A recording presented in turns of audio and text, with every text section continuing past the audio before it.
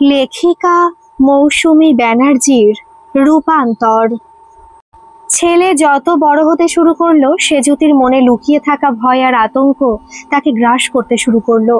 ঈশান অবশ্য হেসে উড়িয়ে দিত সেজুতির অকারণ ভীত হওয়ার কারণকে। সে হেসে বলতো, কতই বা বয়সে রিকের, এই বয়সে মা আমাকে চুলে ঝুঁটি বেঁধে পাউডার মাখিয়ে সুন্দর সুন্দর ফ্রক পরিয়ে রাখতো। আমার ছেলে তো তাই হয়তো ফ্রক পরতে ভালোবাসে, আর সারা ঘরময় যে নেচে বেড়ায় সে তো সব বাচ্চারাই করে। তবু আমার কেমন যেন ভয় করে। আরে ও তো শিশু, ছেলে মেয়ের ফারাক বোঝে না। তুমি শুধু শুধু দুশ্চিন্তা করো না, সময়ের সাথে সাথে দেখবে ও ওর পাপার মতো একজন হ্যান্ডসাম ছেলে হয়ে উঠবে।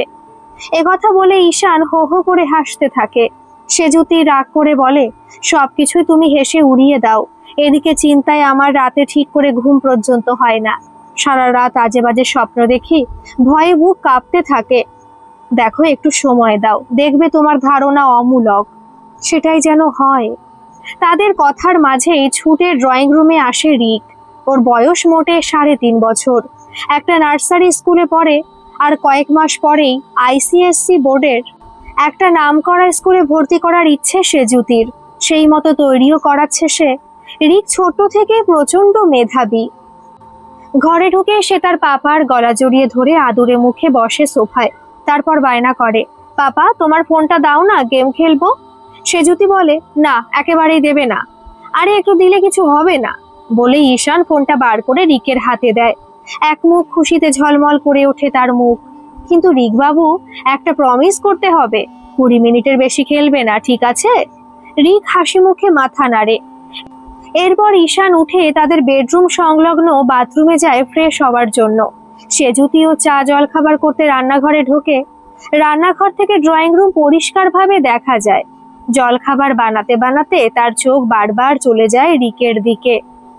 কেমন মেয়েলি ধাঁচের মুখ, এক মাথা ঢেউ খেলানো চুল।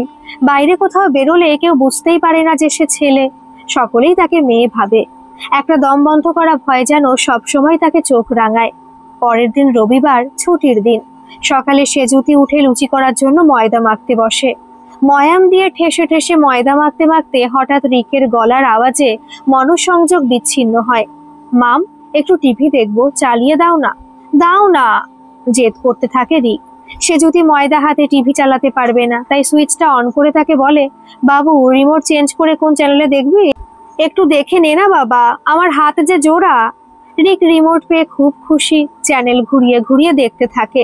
সেজুতিও জলখাবার তৈরিতে মন দেয়। হঠাৎই তাকিয়ে দেখে রিক নেই, টিভি চলছে আপন মনে। কিছুক্ষণ পরে বেডরুম থেকে ঈশানের হাসির আওয়াজ আসে। সেজুতি ভাবে শুরু হয়ে গেল বাপ বেটার ছুটির দিনের হুল্লোড়। সে আলুর দমটা নামিয়ে লুচি ভাজার জন্য কড়াইটা বসিয়ে চিৎকার করে বলে, ঈশান অনেক হাসি গল্প হয়েছে, এবার বাপ বেটা ব্রাশ করে খাবার টেবিলে এসো। আসছি আসছি। সেজুতি দেখো রিককে কি সুন্দর দেখাচ্ছে। বলতে বলতে রিককে কোলে নিয়ে ড্রয়িং কাম ডাইনিং রুমে আসে। সেজুতি রিকের দিকে তাকিয়ে স্তব্ধ হয়ে যায়। ছোট রিকের ছোট্ট কপালে জলজল করছে লাল একটা টিপ। ঈশান, এটা তুমি কি করেছো? আরে না না, আমি তো ঘুমোচ্ছিলাম। ও নিজেই এসব করে আমাকে ঘুম থেকে উঠিয়ে দেখালো। সেজুতি লুচি ভাজা ফেলে রেখে ছুটে এসে এক ছো মেরে রিকের কপাল থেকে টিপটা খুলে ফেলে দিল আর চিৎকার করে বলল, রিক, আবার যদি দেখেছি তুই এসব করছিস তাহলে ঘর থেকে বার করে দেব। সেজুতি, কি বলছো এসব? তোমার কি মাথা খারাপ হয়ে গেছে? হ্যাঁ, মাথা খারাপই হয়ে গেছে। সেজুতি, তুমি একটু ঠান্ডা মাথায় শোনো। ও একটা ছোট্ট শিশু, তোমাকে দেখে হয়তো টিপ পড়ার ইচ্ছে হয়েছে, তাই পড়ে ফেলেছে। না, আমি পড়তে দেব না। সেজুতি, শান্ত হও, কি পাগলের মতো করছো? দেখো রিক ভয় পেয়ে গেছে। সেজুতি কাঁদতে শুরু করে। রিক তার পাপার কোল থেকে ঝাঁপিয়ে মায়ের কাছে গিয়ে তার চোখের জল ছোট্ট ছোট্ট দুটো হাত দিয়ে মুছিয়ে দেয়। সেজুতিও ছেলেকে জড়িয়ে ধরে আদর করে। তারপর উঠে চলে যায় রান্নাঘরে লুচি ভাজতে। ঈশান ছেলেকে ব্রাশ করিয়ে নিজেও ফ্রেশ হয়ে এসে বসে খাবার টেবিলে। সেজুতি ঈশানকে খেতে দিয়ে ছেলেকে খাওয়াতে বসে। পরিবেশ আবার স্বাভাবিক। রিক অ্যাডমিশন টেস্টে খুব ভালো রেজাল্ট করে নতুন স্কুলে ভর্তি হয়। তার চালচলন, আনুগত্য, সর্বোপরি পড়াশোনায় মনোযোগ স্কুলের সমস্ত টিচারদের মন জয় করে নেয়। প্রতি বছর প্রতিটা ক্লাসে প্রথম হয়ে সে এগিয়ে যায়। রিক বড় হওয়ার সাথে সাথে ঈশান ও সেজুতি বুঝতে পারে যে তাদের সন্তান আর 5টা বাচ্চার মতো নয়। যে ভয়টা সেজুতি পেয়েছিল তা সত্যি হয়ে ওঠায় তার মনে ভাঙচুর শুরু হলো। ঈশান কিন্তু ভেঙে পড়েনি, সে বাস্তবকে মেনে নিয়েছে হাসি মুখে এবং প্রতিনিয়ত সেজুতিকে বোঝায় বাস্তবের মুখোমুখি দাঁড়াতে। রিকো কিন্তু ভালো নেই, দিশেহারা অবস্থা তার। স্কুলের টিচাররা কিছু না বললেও ছাত্রছাত্রীদের পরিহাস তাকে মানসিক বিপর্যয়ের সম্মুখীন করে দেয়। সে যে স্বাভাবিক নয় সেটা বেশ ভালো করে সে অনুধাবন করে, কিন্তু কেন নয় সেই প্রশ্ন তাকে অবিরত তাড়া করে বেড়ায়। ঈশান ভীষণভাবে রিককে আগলে রাখে, মানসিক দিক দিয়ে সে যেন স্থিতিশীলতা পায়, সেদিকে কড়া নজর তার। এই জন্য রিক একমাত্র অনুপ্রেরণা পায় তার পাপার কাছে। এই প্রেরণায় তাকে নিয়ে যায় আরো ভালো রেজাল্ট করে উচ্চ শিক্ষার দিকে। রিক ভীষণ শান্ত প্রকৃতির, ভাবুক মনের মানুষ। মাঝে মাঝে সে ভাবে, আমি কে, ছেলে না মেয়ে? সবাই বলে সে ছেলে হয়ে জন্মেছে, কিন্তু মনের ভেতর একটা মেয়ে যে গুমড়ে মরছে। ছেলেদেরও চালচলন সে রপ্ত করার বৃথা চেষ্টা করে, কিন্তু অস্বাভাবিক কিছু রপ্ত করার চেষ্টা যে ভীষণ কঠিন। সে ভাবে, ঈশ্বর কেন আমাকে শরীরে এক আর মনে আরেক করে সৃষ্টি করলেন? তার কোনো আড্ডা নেই, বন্ধু বান্ধবও কম, কারো বাড়িতেও সেরকম যাতায়াত নেই। পড়াশোনার অবসরে সে সময় কাটায় বই পড়ে আর কবিতা লিখে। তার নরম মনের সবটুকু ব্যথা বেদনা ঢেলে দেয় এই লেখার মধ্যে। তার মনের এই যন্ত্রণা বাইরের লোকেরা তো বোঝেই না, এমনকি তার মাও বুঝতে চায় না। নিঃসঙ্গ সে যেন একটা নির্বাসিত মানুষের মতো নিঃসঙ্গতায় ঘেরা এক দ্বীপে বাস করে। তার পাপাই যেন তার একমাত্র আকাশ, যে তাকে ঘিরে রাখে, ভরিয়ে রাখার চেষ্টা করে, আগলে রাখে। বছরে একবার সে তার পাপার সাথে ঘুরতে যায়, এই চেনা মানুষের জঙ্গল থেকে দূরে, পাহাড়ে, সমুদ্রে কিংবা সবুজে ভরা অরণ্যে। কিন্তু মা তাদের সঙ্গী কখনো হয় না, এমনকি তার মা তাকে কোনো আত্মীয় স্বজনের বাড়িতেও নিয়ে যায় না। ভীষণ কষ্ট পায় সে। মাঝে মাঝে ইচ্ছে করে ছোটবেলার মতো ছুটে গিয়ে মাকে জড়িয়ে ধরে, বায়না করে গল্প শোনার, কিন্তু কি এক অলীক বাধা তাকে সে পথটা পেরোতে দেয় না। রাত্রে সে একাই শোয়, তবে মাঝে মাঝেই তার পাপা বালিশ নিয়ে চলে আসে তার সাথে ঘুমানোর জন্য তার ঘরে। ছুটির দিনে তো পাপা তার সাথে শোবেই, আর অনেক রাত পর্যন্ত দুজনে নানা রকম গল্প করে, গান শোনে। এই দিনগুলো তার কাছে অমূল্য। মা থাকতেও মায়ের অভাব যাতে সে বুঝতে না পারে, সে প্রচেষ্টার অন্ত নেই তার পাপার। তবু মাঝে মাঝে মায়ের সান্নিধ্য পেতে চায় সে। মায়ের ঘরে গেলে মা জিজ্ঞেস করে, কিছু চাই রিক? না মাম, এমনি তোমার কাছে একটু এলাম। ঠিক আছে, তবে আমার সাথে গল্প করে সময় নষ্ট না করে যাও। তোমার পড়াশোনা বা অন্য কাজ থাকলে করো, আর আমার এখন তোমার সাথে গল্প করার সময় নেই। আচ্ছা মাম। দু চোখ তার ভরে ওঠে জলে, বুকের ভেতর হৃৎপিণ্ডটা যেন খান খান হয়ে যায়। তার মা বলে, দেখো রিক, এই কথায় কথায় মেয়েদের মতো চোখের জল আমার ভালো লাগে না, যাও এখান থেকে। মাথা নিচু করে কান্না চাপতে চাপতে সে চলে আসে নিজের ঘরে। ঈশান দরজার পাশে দাঁড়িয়ে নীরব সাক্ষী হয়ে থাকে এই ঘটনার। একদিন বলবো না করেও সে সেজুতির মুখোমুখি হয়। সেজুতি সন্ধেবেলা ড্রয়িং রুমে বসে টিভি দেখছিল। রিক গেছে টিউটরের কাছে। ঈশান এসে সেজুতির পাশে বসে ও বলে, সেজুতি, 1 কাপ চা হবে? এই তো কিছুক্ষণ আগে খেলে। ঠিক আছে, দিচ্ছি। সেজুতি উঠে চলে যায় রান্নাঘরে চায়ের জল চাপাতে। ঈশান মনে মনে নিজের কথাগুলো গুছিয়ে নেয় সেজুতির অনুপস্থিতিতে। 2 কাপ চা নিয়ে সেজুতি ফিরে আসে, সেন্টার টেবিলে রেখে সোফায় বসে। ঈশান চায়ে চুমুক দিয়ে বলে, তোমাকে কিছু কথা বলার ছিল। বলো। রিককে নিয়েই কথাগুলো। কেন, কি কথা? সে তো বেশ খোশ মেজাজেই আছে, পড়াশোনা, কবিতা চর্চা, ডান্স, পাপার আশকারা সব নিয়ে। আমি কি আশকারা দিলাম? কেন, আমাকে না জানিয়ে চুপি চুপি ওর ইচ্ছে মতো ওকে ডান্স স্কুলে ভর্তি করাওনি? দেখো সেজুতি, ও একা একা মন খারাপ করে থাকে, তুমিও ভালোবেসে আদর করে 2টো কথা ওর সাথে বলো না, তাই ওকে নাচের স্কুলে ভর্তি করে দিলাম। অন্তত নিজের ভালো লাগার জিনিসটা নিয়ে ও তো একটু ভালো থাকবে। তোমার জন্যই ও আরো লজ্জাজনক পরিস্থিতিতে আমাকে দাঁড় করিয়ে দিয়েছে। দেখো না, আর কদিন পর রাস্তায় গিয়ে তালি বাজিয়ে বাজিয়ে পয়সা রোজগার করবে। সেজুতি, লজ্জায় আমার বাইরে বেরোতে পর্যন্ত ইচ্ছে করে না। কিসের লজ্জা? আমার তো করে না। মানুষ হিসেবেও আমাদের গর্ব করার মতো সন্তান। সন্তান? কিন্তু সে পুত্র সন্তান না কন্যা সন্তান, কোনটা বলতে পারবে? বাইরে লোকেদের টিটকারি, মুখ টিপে হাসা, এসব আমি আর সহ্য করতে পারছি না। এতে দোষটা কি রিকের? শত্রু, পেটে শত্রু ধরেছিলাম, সেজুতি, একটু বোঝার চেষ্টা করো। রিকের মা তুমি। পঙ্গু বাচ্চাদের পর্যন্ত তার মায়েরা বুকে আগলে রাখে, আর ও তো সুস্থ সবল সন্তান। ওর মনের কষ্টটা তুমি মা হয়ে বুঝবে না? আমি বুঝতে চাই না। ও পঙ্গু হয়ে জন্মালেও যদি ছেলে না মেয়ে নির্ধারণ করতে পারতাম, তাহলে ওকেই বুকে জড়িয়ে খুশিতে থাকতাম। তোমাকে বোঝানোর ক্ষমতা স্বয়ং ঈশ্বরেরও নেই। তবে আমিও তোমাকে কথা দিচ্ছি, একদিন ও ছেলে না মেয়ে এটা সঠিক নির্ধারণ করে তোমার সামনে এনে দাঁড় করাবো। বিরক্ত হয়ে হতাশ হয়ে ঈশান উঠে চলে যায় ছাদে। একটা সিগারেট ধরিয়ে আকাশ পাতাল চিন্তায় ডুবে যায় সে। সেজুতিও শোয়ার ঘরে এসে বিছানায় ভেঙে পড়ে কান্নায়। এরপর জয়েন্টে ভালো রেজাল্ট করে রিক চলে যায় ইঞ্জিনিয়ারিং পড়তে। এই কটা বছর অনেক যন্ত্রণা সহ্য করলেও সেখানে কিছু ভালো বন্ধু বান্ধব পায় সে। তাদের সাথে প্রাণ খুলে কথাবার্তা বলতে পেরে মনে বেশ কনফিডেন্ট ফিরে পায়। কিছু প্রফেসরও তাকে প্রচুর সাহায্য করেছিল। ছুটি পড়লে বাড়িতে আসতে চাইতো না সে। তার ওখানকার এক বন্ধু নাম উষ্ণিস, তার সাথে বিশেষ সখ্যতা গড়ে উঠেছিল। ইঞ্জিনিয়ারিং এ যথেষ্ট ভালো ফল করে সে। অনেক কোম্পানি থেকে তার কাজের অফার আসে, কিন্তু একটাই ধন্দে পড়ে যায় সে, কোথায় জয়েন করবে। সিদ্ধান্ত নিতে না পেরে উষ্ণিসের দ্বারস্থ হয়। উষ্ণিস, বল না রে, কোথায় জয়েন করি? কেন, যেখানে পেমেন্ট বেশি আর তোর বাড়ির কাছে হবে সেখানে জয়েন কর। না রে, সেটা করতে পারলে তো ভালোই হতো, কিন্তু আমি বাড়ির থেকে দূরে থাকতে চাই। আমি চাই না প্রতিক্ষণ মায়ের চোখের সামনে থেকে তার কষ্টটা বাড়িয়ে দিতে। তুই ভুল বুঝছিস। না রে, আমি তো দেখেছি আমার কথাবার্তা ধরন, চলাফেরা, নানা রকম শারীরিক অস্বাভাবিকতা মায়ের একেবারে সহ্য হয় না। কিছুক্ষণ চুপ করে থেকে উষ্ণিস রিকের দিকে তাকাতেই দেখতে পায় তার চোখ থেকে টপ টপ করে জল পড়ছে। সে কাছে টেনে নেয় রিককে, দুহাতে জড়িয়ে ধরে বলে, তাহলে তুই মুম্বাই চলে যা, আর চোখের জল অযথা ফেলিস না। তোর চোখের জলের অনেক মূল্য আমার কাছে। শেষ পর্যন্ত রিক সিদ্ধান্ত নেয় মুম্বাইয়ে জয়েন করবে সে। তার পাপাকে ফোন করে জানায় সে কথা। ঈশান রাজি হয়ে যায়। সে বলে, ঠিক আছে, তুই বাড়ি আয়, তুই যেমন সিদ্ধান্ত নিবি তাতে আমি রাজি। তবে প্রথমবার তোর এই পাপাকে নিয়ে যাস তোর সাথে। রিক চুপ করে থেকে বলে, পাপা, আমি এখন বাড়িতে যাব না, আগে জয়েন করি তারপর যাব। তুমি অবশ্যই আমার সাথে যাবে। এক কাজ করো, তুমি এখানে চলে এসো, আমি টিকিট বুক করছি অনলাইনে, সামনের মাসের প্রথম সপ্তাহেই যাব।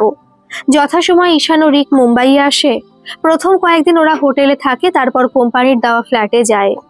বেশ কিছুদিন থাকার পর ঈশানের আলাপ হয় এক ভদ্রলোকের সাথে। ওদের পাশেই কমপ্লেক্সেই থাকে, নাম দীনেশ গুপ্তা।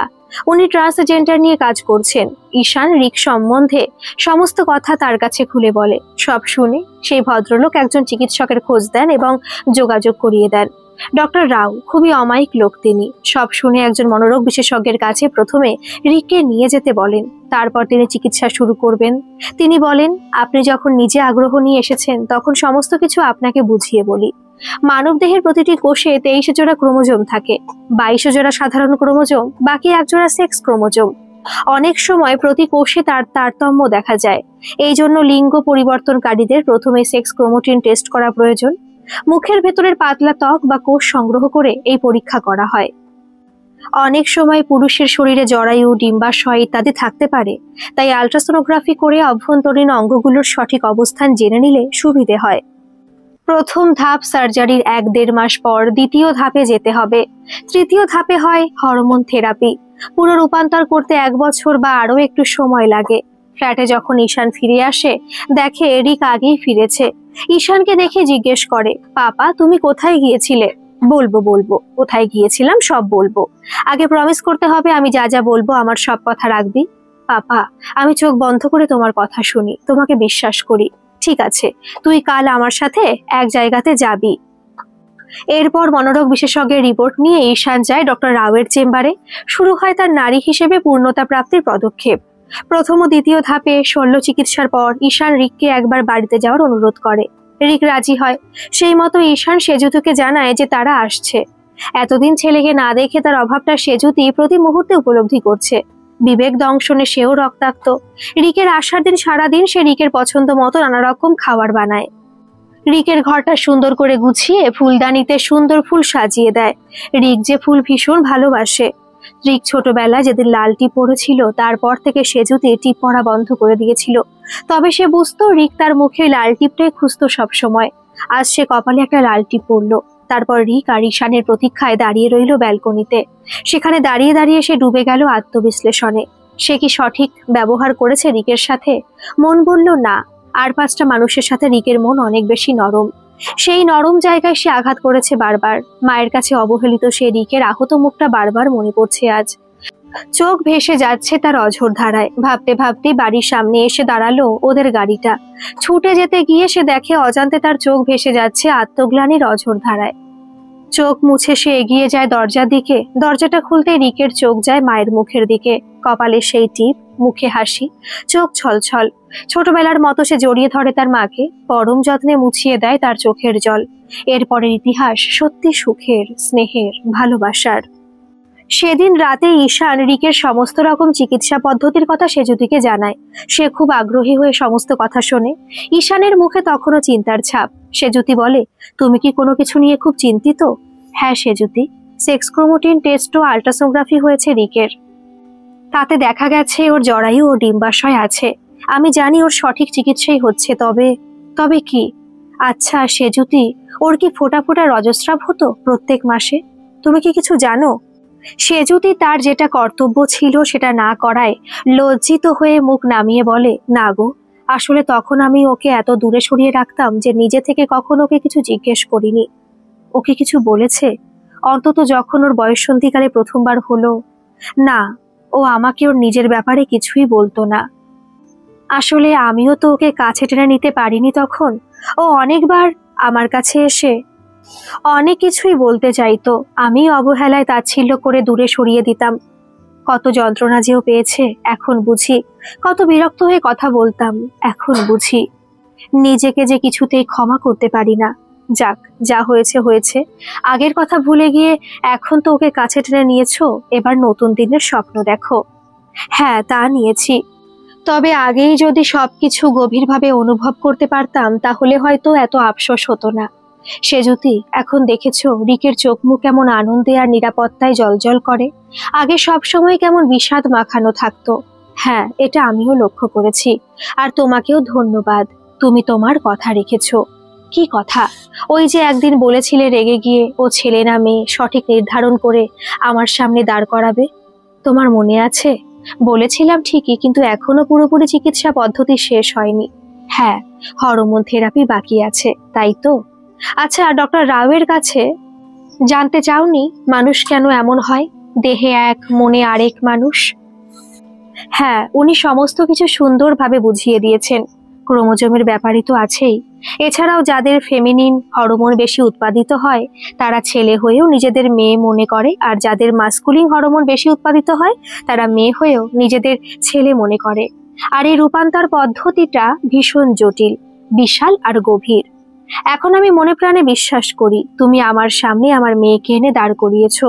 ওর মুখটাও তো এমনিতেই মেয়েলি ছিল, চুলটাও এখন বেশ বড় হয়েছে, আমার রাজকন্যাও। কিন্তু একটা সমস্যা আছে। কি সমস্যা? আসলে লিঙ্গ পরিবর্তনের ক্ষেত্রে পুরো পরিবর্তন সবার ক্ষেত্রে সম্ভব হয় না। অপারেশন করে যৌনাঙ্গ পরিবর্তন খুবই কষ্টসাধ্য। এতে খরচ প্রচুর। তবে খরচের ব্যাপারে আমি ভাবছি না, ভাবছি পদ্ধতিটা খুবই যন্ত্রণাদায়ক এবং জটিল। তাহলে বিশেষ করে নারী যৌনাঙ্গ প্রতিস্থাপন খুবই কষ্টদায়ক প্রক্রিয়া। টিস্যু এক্সপান্ড করার জন্য একটা সুচালো এক্সপান্ড অনেকদিন ধরে তাকে বহন করতে হবে। এত যন্ত্রণাদায়ক তখন এর কোনো প্রয়োজন নেই। হ্যাঁ, অনেকেই এটা করে না, কিন্তু আমি রিকের সাথে কথা বলেছি, ও কিন্তু রাজি আছে। কিন্তু এতে ওর কিছু হবে না তো? না না, মনোরোগ বিশেষজ্ঞের সাথে নিয়মিত যোগাযোগে ও মানসিক দিক দিয়ে যথেষ্ট উন্নত। একটা কথা ভাবছি। কি কথা গো? ভাবছি ওকে নিউ দিল্লিতে ডক্টর রিচি গুপ্তার কাছে নিয়ে যাব। উনি খুবই নামকরা চিকিৎসক। এবার আমিও তোমাদের সঙ্গী হব। এটা তো খুবই ভালো কথা। এছাড়া হরমোন রিপ্লেসমেন্ট থেরাপিও শুরু হবে। কতদিন লাগবে এসব করতে সেটাও তো ডাক্তাররাই ঠিক করবে। আচ্ছা, রিক কোথায়? ও তো ছাদে। বলতে বলতে রিক নেমে আসে, এসে মায়ের পাশে বসে। মাম, খিদে পেয়েছে। কতদিন পর তোমার হাতে রান্না খাচ্ছি, তাই খিদেও পেয়ে যাচ্ছে তাড়াতাড়ি। তাই? আচ্ছা দিচ্ছি। তবে একটা কথা বলি, আমি ভাবছি রিক তোর নামটা এবার বদলে দেব। রিক হাসি মুখে মাথা নিচু করে বলে, কি নাম দেবে? ওর মুখে চোখে খুশির ভাব স্পষ্ট। তুই বল, কি নাম তোর পছন্দ? না মাম, আমার নামটা তুমিই দেবে। আচ্ছা সোনা, কিছুই তো তোকে দিতে পারিনি, নামটাই দেব। ঈশান বলে, সেজুতি ওভাবে বলো না, ভুল মানুষ মাত্রই হয়ে থাকে। না পাপা, মামের কোনো ভুল নেই। মাম হয়তো তখন মেনে নিতে পারিনি, কিন্তু আমি আগে মাঝে মাঝে লুকিয়ে দেখেছি মাম আমার ঘর গোছাতে গিয়ে আমার কবিতার খাতাগুলো উল্টে পাল্টে পড়তো। তাই সেজুতি? হ্যাঁ গো, কি ভালো লেখেও। আচ্ছা মাম, এবার ওঠো, আমিও যাচ্ছি তোমার সাথে রান্নাঘরে। কি করতে হবে শুধু বলো, আমি টেবিলে সব সাজিয়ে দিচ্ছি। না না, তোকে যেতে হবে না, আমি দিচ্ছি। তিনজনে একসাথে খাবার টেবিলে বসে। সেই রাতে পরম তৃপ্তিতে তিনজনে খাওয়া শেষ করে। সাথে চলতে থাকে গল্প। এই স্বাদ যেন বহুদিনের কাঙ্ক্ষিত ছিল তাদের। খেয়ে উঠে সেজুতি বলে, আমি রিকের সাথে শোবো আজকে। ঈশানের ঠোঁটের কোণে তৃপ্তির হাসি। রিক ছুটে গিয়ে তার মামকে জড়িয়ে ধরে আর বলে, মাম, আমার কতদিনের ইচ্ছে তোমার সাথে শোবো। ঈশান বলে, এখন পাপাকে সঙ্গে নিবি না? কেন পাপা? তোমাদের ঘরের খাটটা তো বেশ বড়, চলো না তিনজনে একসাথে শুই। অনেক অনেক বছর পর তারা একসাথে শোয়। সেজুতি রিকের মাথায় হাত বুলিয়ে ওকে ঘুম পাড়িয়ে দেয়। স্বল্প আলোয় শোয়ার ঘরে ঈশানের চোখে তখন জল। পরের দিন বেশ বেলায় প্রথম ঈশানের ঘুম ভাঙে। অল্প অল্প শীতের আগমন, জানালায় নরম রোদ, সেই আলোয় ঘুম ভাঙে তার। সে দেখে পরম মমতায় সেজুতি রিককে জড়িয়ে ধরে নিশ্চিন্তে ঘুমোচ্ছে। ঈশান উঠে মুখ হাত ধুয়ে রান্নাঘরে কফির জল বসায়। তারপর ধোয়া ওঠা কফির 3টে কাপ ট্রেতে বসিয়ে আসে বেডরুমে। চলো চলো, এবার উঠে পড়ো, কফি রেডি, গরম গরম কফি খাও। সে যদি ধর্মর করে উঠে বসে। রিকেরও ঘুম ভেঙে যায়। এ মা, কত বেলা হয়ে গেল, তুমি কফি করলে? আমাকে তো ডাকতে পারতে। কেন, আমি কি কফি করতে পারি না? এই রিক, মাকে বল, তোর ওখানে আমরা দুজনে মিলে কেমন খাবার বানাতাম। হ্যাঁ মাম, পাপা আর আমি মোটামুটি সব শিখে গেছি। ঈশান হাসতে হাসতে বলে, আরে রিক যা চিকেন বানায় না, দারুণ, একেবারে পাকা হাতের রাঁধুনিও। সে যদি অবাক হয়ে বলে, ও মা, কবে শিখলো? কেন মাম, নেট সার্চ করে সব শিখেছি। তবে তোমার মতো হয় না যদিও। তাহলে তো একদিন খেতেই হবে। একদিন কেন, আজই বা নয় কেন? কফি খেয়ে আমি বাজারে যাচ্ছি চিকেন আনতে, রিক রান্না করবে আর আমি ওর হেল্পার হব। হ্যাঁ পাপা, আজ মায়ের রেস্ট, আজ আমরা রান্না করব, সার্ভ করব, সবকিছু করব। সে যদি তখনই বলে ওঠে, আমি বিকেলে রিককে নিয়ে একটু শপিং মলে যাব। ঠিক আছে, তোমরা যেও, ফিরে এলে একটা সারপ্রাইজ দেব। সে যদি অগাধ কৌতূহল নিয়ে বলে, কি সারপ্রাইজ? আরে কি আশ্চর্য, সারপ্রাইজ বলে দিলে আর কি করে সেটা সারপ্রাইজ থাকে। সে যদিও রিক বেরিয়ে গেলে ঈশান টিভি অন করে, একটা সিগারেট ধরায়। ভাবতে থাকে ডাক্তারের বলা কথাগুলো। হরমোন থেরাপি যে অতটা সহজসাধ্য নয়, কতটা শরীর নিতে পারবে কে জানে। নানা রকম হরমোনের শরীরে প্রবেশ, শরীর কোনটা কিভাবে নিতে পারবে কে জানে। এটা সময় সাপেক্ষ ব্যাপার। এই হরমোন শরীরে মেইলি এফেক্ট গুলো পরিস্ফুট করবে ধীরে ধীরে, আর পুরুষালী ব্যাপারগুলো হ্রাস করবে। দেখা যাক, সবকিছু তো সেজুতুকে বলা যাবে না, ও দুশ্চিন্তা করবে। ঈশান মুম্বাইয়ে বেশ কিছুদিন একটা সংস্থা যারা এই ধরনের LGBTQ, যার পুরো নাম লেসবিয়ান, গে, বাইসেক্সুয়াল, ট্রান্সজেন্ডার ও কুইয়ার নিয়ে কাজ করছেন, তাদের থেকে জানতে পেরেছে তাদের জীবন সম্পর্কে, আরো জৈবিক শরীরের আড়ালে অন্য এক মনের বন্দী হয়ে থাকা সম্বন্ধে। ফলে সে লিঙ্গ পরিবর্তনের অপারেশনের পক্ষেই, যদিও এটা সে মনের মধ্যেই রেখেছে। রিককেও সবকিছু এখনো খুলে বলেনি। সে জেনেছে রূপান্তরকামিতা সম্পর্কে প্রধান যে জিনিসটা, তা হলো সেই মানুষটি অবশ্যই রূপান্তরকামী যে তার জৈবিক লিঙ্গকে অপছন্দ করে। এই জন্য মনোরোগ বিশেষজ্ঞের সাহায্য সবসময় প্রয়োজন। একজন পুরুষ যখন নারী হতে চায়, তখন তাকে নানা রকম কাউন্সিলিং এর মধ্যে দিয়ে যেতে হয়। কনফার্ম করার পর হরমোন রিপ্লেসমেন্ট সার্জারি শুরু করতে হয়। ইনস্ট্রোজেনের প্রভাবে কয়েক মাস পর থেকে নারীসুলভ অঙ্গের গঠন শুরু হয়। ফেসিয়াল ফেমিনাইজেশন সার্জারির সাহায্যে পুরুষালী মুখমণ্ডলকে নারীর মুখের মতো কোমল করা হয়ে থাকে।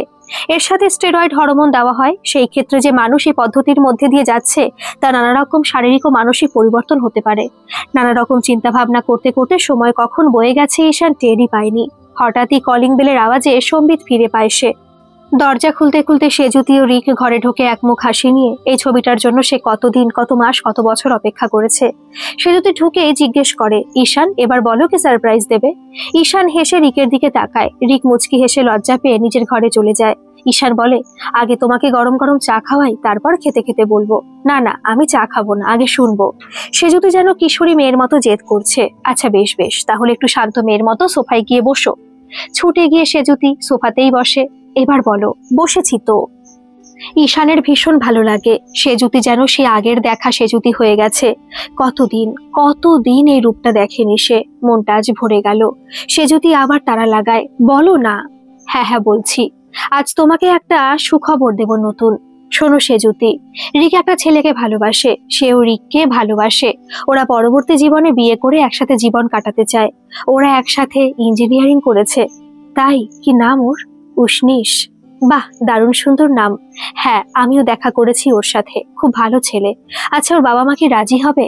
হবে, কারণ উষ্ণিসের ছোট ভাইয়ের একই অবস্থা, রিকের মতো। তাই? হ্যাঁ, তোমার আপত্তি নেই তো? না না, তুমি যখন ওকে দেখেছো, ওকে বুঝেছো, তখন আমি নিশ্চিন্ত। এর পরের কাহিনী সংক্ষেপে বলি। রিককে নিয়ে ঈশান ও সেজুতি এরপর চলে যায় নিউ দিল্লিতে। উষ্ণিস যায় ওদের সাথে 1 সপ্তাহের ছুটি নিয়ে। আজ রিকের নাম হয়েছে রিয়া। সমস্ত অপারেশন ও হরমোন রিপ্লেসমেন্ট সার্জারি সাকসেসফুল। সত্যি সে এক নারী রূপে প্রতিষ্ঠিত। আর 1 মাস পর ওর বিয়ে। আসুন সকলে ওর পাশে থেকে ওর আগামী জীবন সার্থক হোক, এই কামনা করি। গল্পটি কেমন লাগলো অবশ্যই কমেন্ট করে জানাবেন, আর ভালো লাগলে একটা সাবস্ক্রাইব করে আমার পাশে থাকবেন। ধন্যবাদ।